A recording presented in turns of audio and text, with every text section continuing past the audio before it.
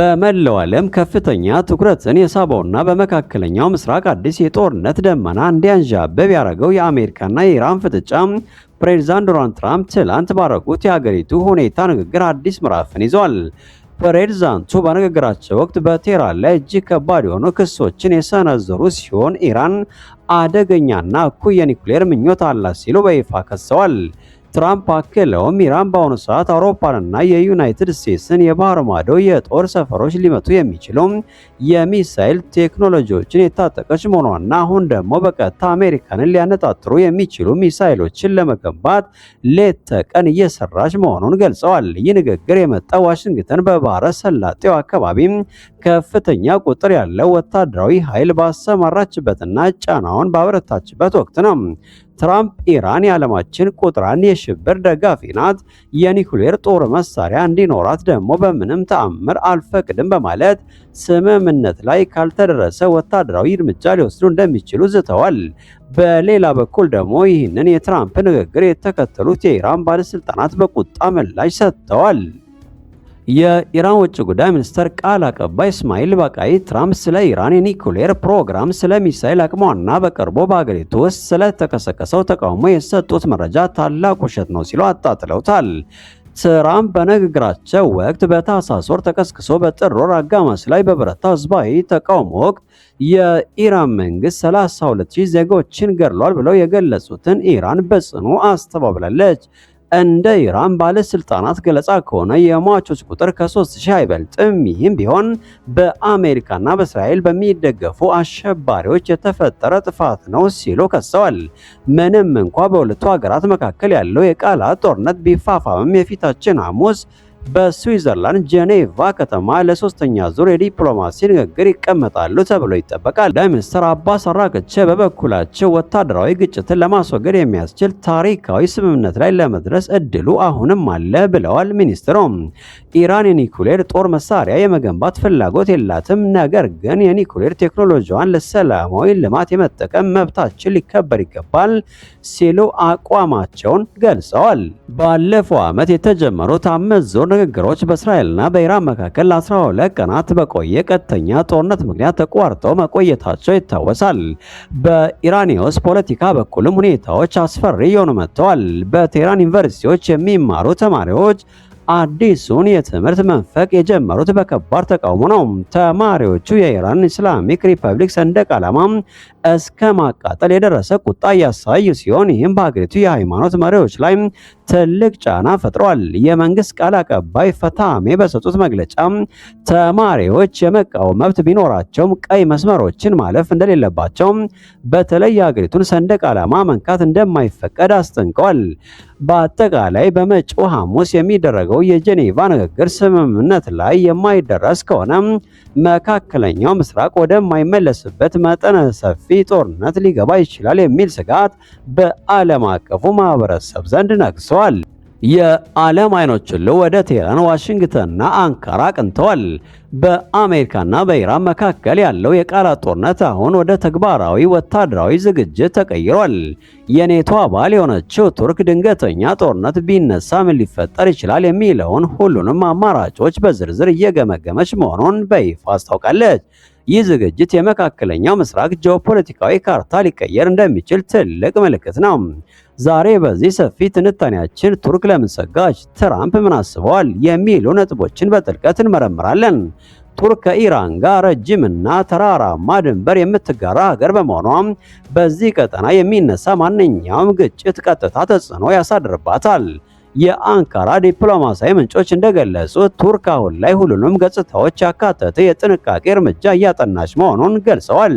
ይህ ማለት ወታደራዊ፣ ሰብአዊና ኢኮኖሚያዊ ዝግጅቶችን ያካታል። ቱርክ ትልቁ ስጋቷም ከኢራን ሊመጣ የሚችል ድንገተኛ የስደተኞች ጎርፍ ሊሆን ይችላል።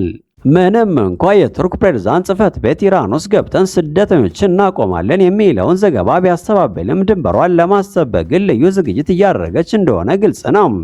ቱርክ አሁን ያለችበት ሁኔታ እጅግ አስቸጋሪ ነው። በአንድ በኩል የኔቶ አባል በመሆኗ ከአሜሪካ ጋር ያላትን ወታደራዊ ትብብር መጠበቅ አለባት። በሌላ በኩል ደግሞ የጎረቤቷን የኢራንን ሉዓላዊነት የሚጥስ ማንኛውም እርምጃ እንደማትደግፍ አስታውቃለች። ይህ የሚዛን ፖለቲካ ካልተሳካ ቱርክ ራሷ በጦርነት ማዕበል ውስጥ ልትገባ ትችላለች። ወደ ዋሽንግተን ስናቀና ፕሬዝዳንት ዶናልድ ትራምፕ በታሪካዊና ረጅሙ የሀገሪቱ ሁኔታ ንግግራቸው ላይ ኢራንን ክፉኛ ወርፈዋል። ትራምፕ ኢራን አሜሪካን ሊመቱ የሚችሉ ሚሳኤሎችን እያመረተች ነው በማለት የዓለማችን ቁጥር 1 የሽብር ደጋፊ ያደርገው ፈርጀዋታል። ትልቁ አስገራሚ መረጃ ግን አሜሪካ ከ2003ቱ የኢራቅ ወረራ ወዲህ ታይቶ የማይታወቅ ከፍተኛ ወታደራዊ ኃይል በመካከለኛው ምስራቅ እያከማቸች መሆኑ ነው። ይህ ወታደራዊ ክምችት ለዲፕሎማሲ ግፊት ብቻ ነው ወይስ ለቀጥታ ጥቃት የሚለው ጥያቄ ብዙዎችን ያሳሰበ ጉዳይ ነው። ኢራን በበኩሏ ይህንን ታላላቅ ውሸቶች ስትል አጣጥለዋለች። በኦማን አሸማጋይነት በጄኔቫ ሊደረግ የታቀደው የኒኩሌር ድርድር የመጨረሻው ተስፋ ቢሆንም ትራምፕ ግን ኢራን በሚስጥር እንኳ የኒውክሌር ጦር መሳሪያ አንሰራም የሚሉትን ቃላት አልተናገረችም በማለት ድርድሩ ላይ እምነት እንደሌላቸው አሳይተዋል። ይህ ማለት በሁለቱ ሀገራት ከጠረጴዛ ዙሪያ ይልቅ ወደ ጦር ሜዳ የመጠጋት እድላቸው ሰፊ መሆኑን ያሳያል። ከውጫዊ ወታደራዊ ዛቻ በላይ ለኢራን አስፈሪው ነገር የውስጥ ሰላሟ ነው። ሀገሪቱ አሁን ባለችበት ሁኔታ በታሪክ ታይቶ የማይታወቅ ማህበራዊ መከፋፈልና የኢኮኖሚ ውድቀት ውስጥ ትገኛለች። የጥር 2026ቱ ተቃውሞ ካለፈ በኋላም የቴህራን ባለስልጣናትም ምንም አይነት ለውጥ ለማድረግ ፈቃደኛ አልሆኑም። ታዋቂው የፖለቲካ ስትራቴጂስት ሰኢድ ሀጃሪያ እንዳስጠነቀቁት የኢራን ፖለቲካዊ ስርዓት የሚመጣውን የተቃውሞ ማዕበል የመተንበይና የመከላከል አቅሙን አጥቷል ብለዋል። ኢራን አሁን ላይ በሁለት ግንባሮች ጦርነት ውስጥ ነች። አንደኛው ከአሜሪካ ጋር የሚደረግ ውጫዊ ጦርነት፣ ሁለተኛው ደግሞ ከራሷ ህዝብ ጋር የምታደርገው የህልውና ትግል። በአጠቃላይ መካከለኛው ምስራቅ አሁን ያለበት ሁኔታ ልክ እንደ ባሩድ ቤት ነው። አንዲት ትንሽ ብልጭታ ቀጠናውን ወደ ታላቅ እሳት ሊለውጠው ይችላል። ቱርክ ድንበሯን እያጠናከረች ነው። አሜሪካ አውሮፕላን ተሸካሚ መርከቦቿን እያሰለፈች ነው። ኢራን ደግሞ በውስጥ ቀውስ እየታመሰች የኒውክሌር ድርድሩን እንደ መፈተኛ እየተጠቀመችበት ነው። የሚቀጥሉት 48 ሰዓታት በጄኔቫ የሚደረገው ድርድር ውጤት የዓለምን የኃይል ሚዛን ሊቀይር ይችላል። የኢራን እስላማዊ አብዮታዊ ዘበኛ የምድር ጦር በደቡባዊ የሀገሪቱ ክፍሎችና ስትራቴጂካዊ በሆኑት የፋርስ ባህረ ሰላጤ ደሴቶች ላይ እጅግ ሰፊና ዘመናዊ የጦር መሳሪያ የታዩበት ወታደራዊ ልምምድ አካሂደዋል። ይህ የተቀናጀ የተኩስ ኃይል የተሰኘ ልምምድ ኢራን ማንኛውም የውጭ ጥቃት ለመመከት ያላትን ዝግጁነት ለዓለም ያሳየችበት አጋጣሚ ሆኗል። በተለይም ከአሜሪካ ጋር ያለው ግንኙነት በከፍተኛ ሁኔታ በሻከረበት በዚህ ወቅት ይህ ልምምድ መካሄዱ በቀጠናው ላይ የጦርነት ደመና እንዲያንዣብብ አድርጎታል። በዚህ መጠነ ሰፊ ወታደራዊ እንቅስቃሴ የኢራን አብዮታዊ ዘበኛ አዳዲስ የጦር ሜዳ ቴክኖሎጂዎችንና ባለብዙ እንከን የተኩስ ስርዓቶችን በተግባር ሞክረዋል። በልምምዱ ላይ የረጅም ርቀት ሚሳኤሎች፣ በዘመናዊ ቴክኖሎጂ የታገዙ ድሮኖችና የተራቀቁ የኤሌክትሮኒክስ ጦርነት መሳሪያ በስራ ላይ ውለዋል። የኢራን ወታደራዊ አዛዦች እንደገለጹት ልምምዱ በዋናነት ያተኮረው የሀገሪቱን የባህር ዳርቻዎችና በፋርስ ባህረ ሰላጤ ላይ ያሉ ቁልፍ ደሴቶችን ከአየር እና ከባህር ለሚሰነዘሩ ጥቃቶች የማይበገር ለማድረግ እንደሆነ ተናግረዋል።